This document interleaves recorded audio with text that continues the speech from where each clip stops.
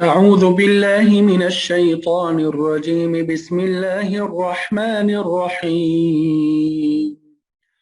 ولو أنا كتبنا عليهم أن اقتلوا أنفسكم أو اخرجوا من دياركم ما فعلوه إلا قليل منهم ولو أنهم فعلوا ما يوعظون به لكان خيرا لهم وأشد تثبيتا وإذا لآتيناهم من لدنا أجرا عظيما ولهديناهم صراطا مستقيما. صدق الله العظيم. الحمدللہ آج آپ کے سامنے سورہ نساء کی آیت نمبر 66، 67 اور 68 کی تلاوت کی سعادت حاصل ہوئی۔ اس کا سب سے پہلے ہم ترجمہ کریں گے اور پھر مفسرین کے جو اقوال ہے اس کو ذکر کریں گے۔ وَلَوْ أَنَّا، اور اگر، لو کا ترجمہ کریں گے اگر، انا ہم، کتبنا یہ بھی ہم فرض قرار دیتے۔ کتبنا کا اصل معنی ہوتا ہے لکھنا، لیکن جس چیز کو لازم قرار دیا جاتا ہے اس کو لکھا جاتا ہے۔ اور اگر ہم فرض قرار دیتے علیہم ان پر، کیا چیز؟ ان اقتلوا کہ تم قتل کرو، انفسکم اپنے آپ کو، او یا اخرجو تم نکل جاؤ، او اخرجو، ویسے او الگ ہے اخرجو الگ ہے، جب دونوں کو ملا دیا جاتا ہے درمیان میں جو حمزہ ہے اخرجو، اس کو حمزہ وصلی کہتے ہیں، یہ گر جاتا ہے تو او اخرجو یا تم نکل جاؤ، من سے، دیارکم اپنے گھروں سے، دیار دار کی جمع ہے، گھر کو بولتے ہیں، کم اپنے گھروں سے، ما فعلوہ ما فعلو تو وہ نہ کرتے ہو اسے، یعنی اس پر وہ عمل نہ کرتے، نہ تو اپنے آپ کو قتل کرتے اور نہ ہی وہ گھروں سے نکلتے، الا مگر، قلیل منہم تھوڑی، منہم ان میں سے، یعنی اگر ہم ان کے لیے یہ فرض قرار دیتے کہ تم اپنے آپ کو قتل کرو یا اپنے گھروں سے نکل جاؤ تو ان میں سے تھوڑے سے لوگوں کے علاوہ کوئی اس پہ عمل نہ کرتا۔ وَلَوْ أَنَّهُمْ، اور اگر وہ، فعلوا اس پر عمل کرتے، ما یوعظون جو نصیحت کی گئی ہے، بھی جس چیز کی، لکانا البتہ ہوتا، خیرن بہتر، لہم ان کے لیے، واشد اور زیادہ، تثبیتا جمانے والا۔ وَلَوْ أَنَّهُمْ فَعَلُوا مَا يُوعَظُونَ بِهِ، اور اگر یہ لوگ اس پر عمل کر لیتے، لَكَانَ خَيْرًا لَهُمْ تو یہ ان کے حق میں کہیں بہتر ہوتا، وَأَشَدَّ تَثْبِيتًا اور ان میں خوب ثابت قدمی پیدا کر دیتا، وَإِذًا اور اس وقت، لَآتَيْنَاهُمْ یقیناً، آتینا ہم دیتے، ہم انہیں، من سے، لدنا اپنی طرف سے، لدنا اپنی طرف سے، اجرن اجر، عظیمہ بڑا، یعنی اس صورت میں ہم انہیں خود اپنے پاس سے یقیناً بڑا اجر عطا فرما دیتے۔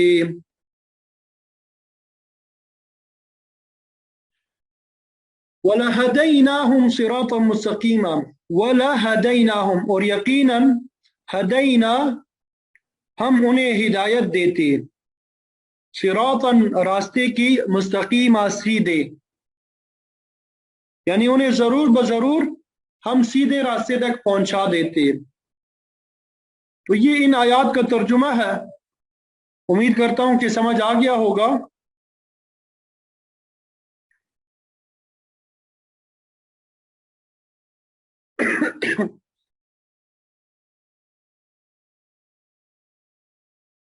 تو گزشتہ سبق میں منافقین کی مذمت جو ہے وہ بیان کی گئی، جب انہیں کہا جاتا تھا کہ اللہ تعالیٰ کی نازل کی ہوئی شریعت، دین اور کتاب کی طرف آؤ، رسول اللہ صلی اللہ علیہ وسلم سے اپنے تنازعات کا تصفیہ کراؤ تو وہ اعراض کرتے، جھوٹے بہانے کرتے، قسمیں اٹھاتے۔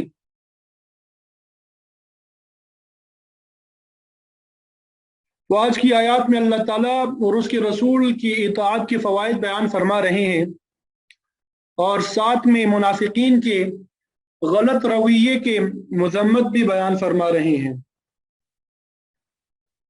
وَلَوْ أَنَّا كَتَبْنَا عَلَيْهِمْ، اور اگر ہم لکھ دیتے، یعنی ان منافقین پہ فرض کر دیتے۔ ابھی آپ کو بتایا کتب کا معنی ہوتا ہے لغوی لکھنا، لیکن مطلب یہ ہوتا ہے فرض قرار دینا۔ جس طرح دوسری جگہ پہ آپ نے پڑھا ہے کتب علیکم القتال، تم پہ قتال یعنی لڑائی کرنا، جہاد کرنا لکھ دیا گیا، فرض کیا گیا مطلب، یا کتب علیکم الصیام، تم پر روزے فرض کیے گئے۔ اصل میں جو چیز اہم ہوتی ہے، لازم ہوتی ہے، معاہدے وغیرہ جو ہوتے ہیں انہیں لکھا جاتا ہے، تو اس وجہ سے کتب سے تعبیر کیا گیا ان کو۔ ان اقتلوا انفسکم، کہ اپنے آپ کو قتل کرو یعنی خودکشی کر لو، جیسا کہ بنی اسرائیل کو حکم دیا گیا جب انہوں نے بچھڑے کو معبود بنا لیا، تو موسیٰ علیہ السلام نے ان سے کہا تم نے بچھڑے کو معبود بنا کے اپنی جانوں پہ ظلم کیا ہے، تو اب اس کا ازالہ یہ ہے کہ اپنے رب سے توبہ کرو، اور توبے کی صورت کیا ہے؟ فَاقْتُلُوا أَنفُسَكُمْ، یعنی اپنی جانوں کو ہلاک کرو۔ یعنی اگر ہم تم پر خودکشی فرض قرار دیتے، ابھی اخرجوا من دیارکم، یا یہ حکم دیتے کہ اپنے گھروں سے نکل جاؤ، ما فعلوه الا قلیل منہم، تو وہ ایسا نہ کرتے مگر ان میں سے بہت تھوڑے لوگ، یعنی اس پر بہت تھوڑے لوگ عمل کرتے۔ تو بنی اسرائیل کو جب خودکشی کا حکم ہوا تو انہوں نے بھی بیت العال کرنے کے بعد حکم کی تعمیل بھی کی، لیکن ہماری شریعت میں خودکشی حرام ہے۔ آپ صلی اللہ علیہ وسلم نے فرمایا کہ جو شخص خودکشی کرے گا اسے برزخ اور آخرت میں وہی سزا ملے گی جس طریقے سے اس نے خودکشی کی تھی، یعنی اگر زہر کھایا یا کسی تیز دار آلے سے یا گولی مار کے اپنے آپ کو قتل کیا، یا کسی بلند مقام سے چھلانگ لگائی تھی، یا اپنے آپ کو پانی میں ڈوب کے مارا تھا، تو آخرت میں بھی اسی قسم کی سزا اسے ملے گی، اور وہ اسی طرح خودکشی کرتا رہے گا۔ تو اپنے آپ کی قربانی پیش کرنا بڑا مشکل کام ہے، اس لیے اللہ تعالیٰ نے ایسا حکم نہیں دیا، اور اگر دیتا تو بہت تھوڑے لوگ اس کے تعمیل پر تیار ہوتے۔ اللہ تعالیٰ کا قانون ہے لا یکلف اللہ نفسا الا وسعها، کہ وہ کسی کو اس کی طاقت سے زیادہ بوجھ نہیں اٹھواتا۔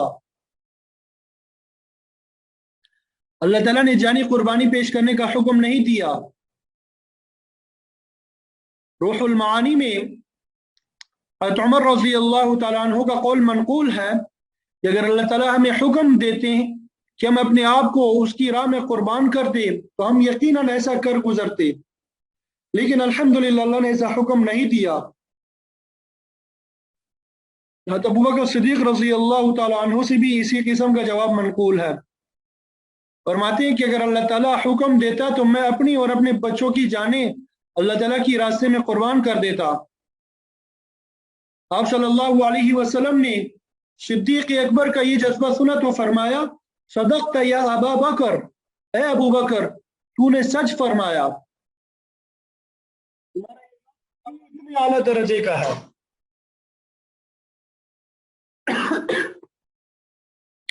اسی طرح عبداللہ بن رواحہ رضی اللہ تعالی عنہ انصار کے خاندان کے اکابر صحابہ میں سے ہیں، اپنے قبیلے کے سردار اور شاعر بھی تھے، ان کے متعلق بھی اسی قسم کی بات منقول ہے۔ آپ صلی اللہ علیہ وسلم نے فرمایا کہ اگر اللہ تعالیٰ قربانی پیش کرنے کا حکم دیتا تو عبداللہ بن رواحہ اس قلیل تعداد میں شامل ہوتے، یعنی جو اس حکم کی تعمیل کر گزرتی۔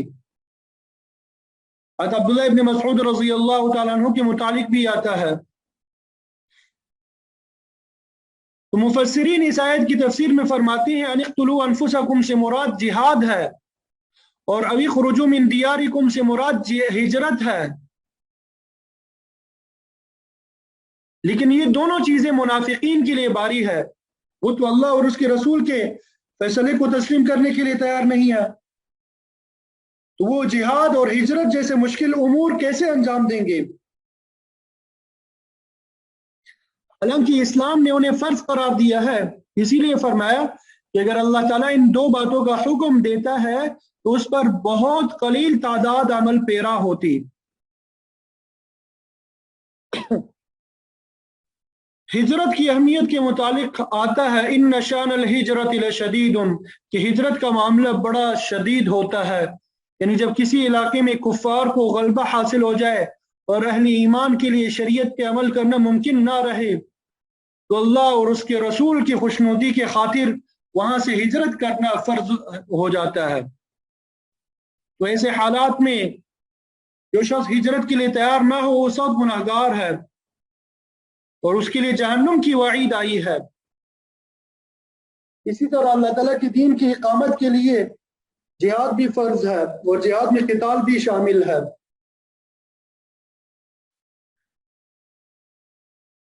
جیسا کہ سورہ بقرہ میں آتا ہے کتب علیکم القتال وہو کرہ لکم، کہ تم پر قتال فرض قرار دیا گیا ہے اگرچہ وہ تمہیں ناپسند ہے، کیونکہ اس میں جان کا خطرہ ضرور ہے لیکن انجام کے اعتبار سے اس میں تمہارے لیے بہتری ہے۔ جہاد کے متعلق آپ صلی اللہ علیہ وسلم نے فرمایا ذروۃ سنام اسلامی الجہاد، کہ اسلام کی کوہان جو ہے یعنی بلندی جو ہے جہاد ہے۔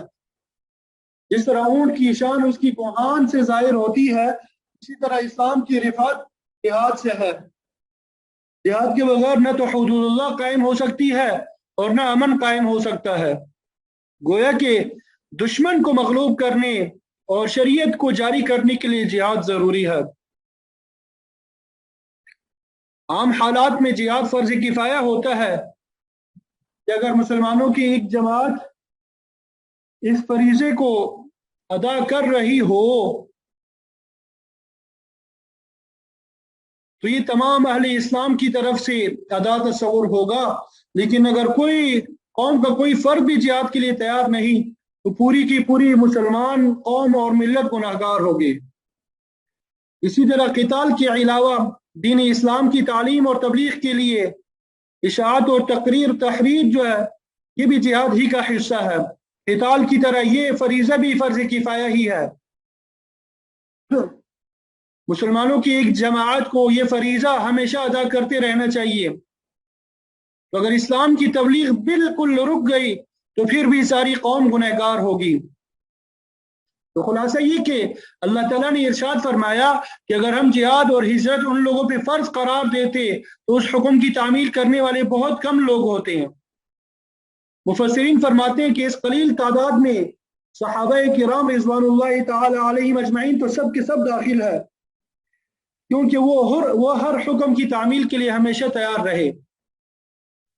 لیکن کمزور ایمان والے اور منافق لوگوں کے لیے یہ دونوں چیزیں بہت مشکل ہے، وہ خود غرضی اور آرام طلبی کا شکار ہو جاتے ہیں، تو یہ مشکل کام ان کے بس کا روگ نہیں رہتے۔ منافقین کی اس کمزوری کا ذکر کرنے کے بعد اللہ تعالیٰ نے فرمایا وَلَوْ أَنَّهُمْ فَعَلُوا مَا يُوعَظُونَ بِهِ، اگر یہ لوگ ہمارے حکم کی تعمیل کر لیتے ہیں، یعنی جس بات کی نصیحت کی جا رہی ہے اسے کر گزرتے، اللہ اور اس کے رسول کی اطاعت کرتے، اپنے تمام معاملات رسول خدا کے پاس لاتے، قرآن و سنت کو اپنی آخری پناہگاہ بنا لیتے، تو فرمایا لَكَانَ خَيْرًا لَهُمْ، تو یہ ان کے لیے بہتر ہوتا۔ یعنی اگر اللہ تعالیٰ کے احکام پہ عمل پیرا ہو جاتے دنیا میں بھی کامیابی حاصل ہوتی اور آخرت کی فلاح تو بہرحال یقینی ہے۔ وَأَشَدَّ تَثْبِيتًا، اور یہ حکم اور یہ دین کے حکم کی تعمیل پر پختگی کی دلیل ہوتا۔ تھانوی صاحب رحمۃ اللہ علیہ فرماتے ہیں کہ دین پر پختگی کسی شخص کے اعتقاد اور ایمان کی پختگی کی علامت ہوتی ہے۔ دین کے احکام پہ جس قدر عمل ہوگا اسی قدر اعتقاد اور ایمان میں مضبوطی آئے گی، اور عمل میں جس قدر کمزوری آئے گی اعتقاد اور ایمان بھی اسی قدر کمزور ہوگا۔ تو ظاہر ہے کہ اگر ایمان میں پختگی آئے گی تو انسان جہاد اور ہجرت کے لیے تیار ہو جائے گا اور پھر اس کے لیے کوئی کام دشوار نہیں رہے گا۔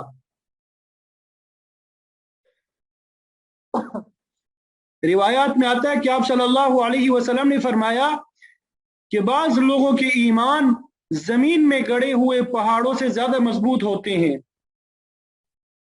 آپ نے کامل الایمان لوگوں کی مثال پہاڑوں کے ساتھ دی ہے۔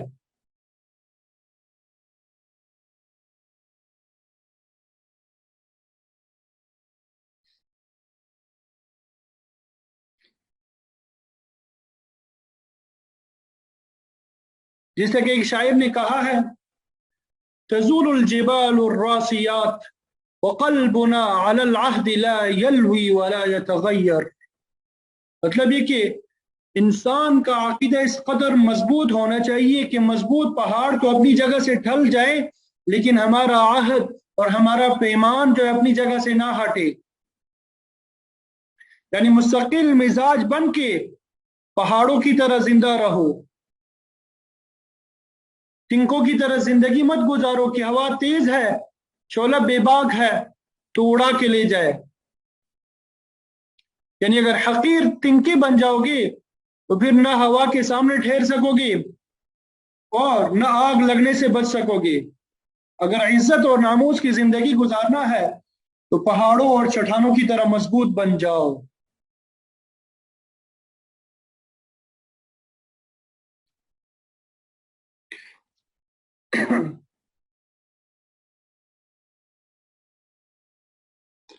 تو آج کے ہمارے معاشرے میں چاروں طرف ہماری گمراہی ہے اور گمراہی کے اسباب پھیلے ہوئے ہیں، جس کی وجہ سے ایمان کی پختگی جو ہے وہ باقی نہیں رہتی۔ لوگ جو ہے معمولی سی آزمائش میں بھی پورے نہیں اترتے، قدم قدم پہ پھسل جاتے ہیں، رسم و رواج اور بدعات میں غرق ہو چکے ہیں۔ کفار نے ایسے حالات پیدا کر دیے کہ لوگ گمراہی کی طرف فوراً راغب ہو جاتے ہیں۔ ایمان بالکل کمزور ہو چکا ہے۔ ان حالات کے متعلق آپ صلی اللہ علیہ وسلم نے فرمایا، الصابر علی الدین کالقابض علی الجمر۔ ان حالات پہ دین پر ثابت قدم رہنا اتنا مشکل ہو جائے گا جیسے جلتے ہوئے کوئلے کو ہاتھ میں پکڑنا مشکل ہوتا ہے۔ وجہ اس کی یہی ہے کہ پورے کا پورا ماحول اور برادری جو ہے بگڑ چکے ہیں، سب کے سب جو ہے رسومات اور بدعات کے پیچھے لگے ہوئے ہیں۔ تو ایسے وقت میں ایک صحیح مومن کے لیے گزر اوقات کرنا بہت مشکل ہوتا ہے۔ آگے پھر فرمایا کہ اگر یہ لوگ اللہ تعالیٰ کے احکام پہ عمل کرتے، وَإِذَا لَآتَيْنَاهُم مِّن لَّدُنَّا أَجْرًا عَظِيمًا، تو ہم انہیں اجر عظیم عطا کرتے، یعنی اللہ اور اس کے رسول کے احکام کی تابعداری کرتے، تقوی کا راستہ اختیار کرتے، ہر معاملے میں شریعت کی رہنمائی حاصل کرتے اور تمام معاملات میں شریعت ہی سے رہنمائی لیتے، تو آخرت میں اللہ تعالیٰ انہیں بہت بڑا صلہ عنایت فرماتے، وَلَهَدَيْنَاهُمْ صِرَاطًا مُسْتَقِيمًا، اور انہیں دنیا میں صراط مستقیم کی طرف رہنمائی بھی حاصل ہوتی۔ مقصد یہ کہ تعمیل حکم کی صورت میں انہیں دنیا میں بھی صراط مستقیم یعنی سیدھا راستہ حاصل ہو جاتا جس پہ چل کے وہ کامیاب زندگی گزار سکتے، اور پھر آخرت میں بھی اجر عظیم کے مستحق ہوتے۔ تو اس طرح دنیا اور آخرت دونوں مقامات پہ کامیاب اور کامران ہوتے۔ دوسری جگہ فرمایا، وَالَّذِينَ اهْتَدَوْا زَادَهُمْ هُدًى، کہ جو کوئی شخص ہدایت کے راستے پہ چل نکلتا ہے اللہ تعالیٰ اس کے لیے ہدایت میں اضافہ فرما دیتے ہیں۔ تو صراط مستقیم ہر مومن کا مطلوب اور مقصود ہے، جس کے حصول کے لیے ہم ہر نماز میں دعا کرتے ہیں، اہدنا الصراط المستقیم، اے اللہ ہمیں صراط مستقیم پر چلا۔ جسے یہ چیز حاصل ہو جائے تو یہ اس کے لیے بہت بڑی کامیابی ہے۔ اسی لیے اللہ تعالیٰ نے فرمایا کہ صراط مستقیم اس شخص کو حاصل ہوتا ہے جو اس کے احکام پر عمل پیرا ہو جاتا ہے۔ اللہ تعالیٰ سے دعا ہے کہ ہمیں اپنے تمام احکامات پر عمل کرنے کی توفیق عطا فرمائے، جنت کی طرف لے جانے والے اعمال پر عمل کرنا ہمارے لیے آسان بنائے، اور جہنم کی طرف لے جانے والے اعمال سے ہم سب کی حفاظت فرمائے، اور ہماری تمام مشکلات کو حل فرمائے۔ وآخر دعوانا ان الحمد للہ رب العالمین۔